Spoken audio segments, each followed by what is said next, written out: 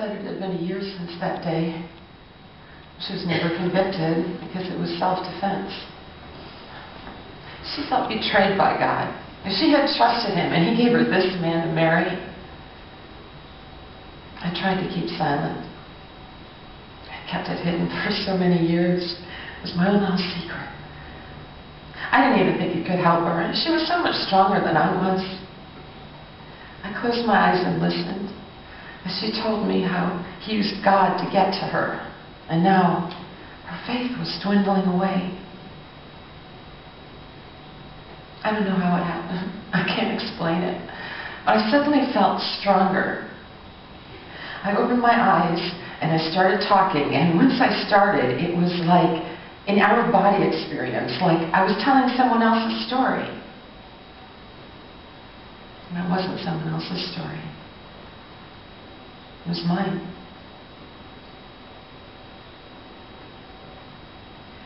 My husband did the same thing to me. I thought he was this godly man. In the beginning, he was so sweet, so loving. I didn't find out how controlling he was until the day I folded his socks differently.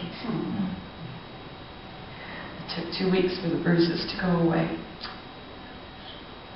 He always apologized the next day. He'd even bring me flowers. It got to the point he was bringing me flowers 10 times a month. I hate flowers. Well, I wanted to get out of the marriage, but where would I go? Well, he had me convinced no one would want me, not even God. But still, I prayed for a way out. I didn't have the strength to leave him or kill him. I only knew how to stay alive. And that was by doing everything perfectly all the time. It was hard work. I was so tired of trying to keep up with everything. But I was alive. The day that God answered my prayer, I slipped up. I forgot to put the butter out with breakfast.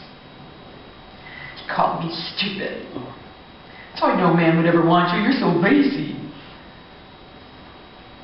I left without his breakfast. He went to work at the construction site. He was working on the 20th floor of the new building. They say he lost his balance.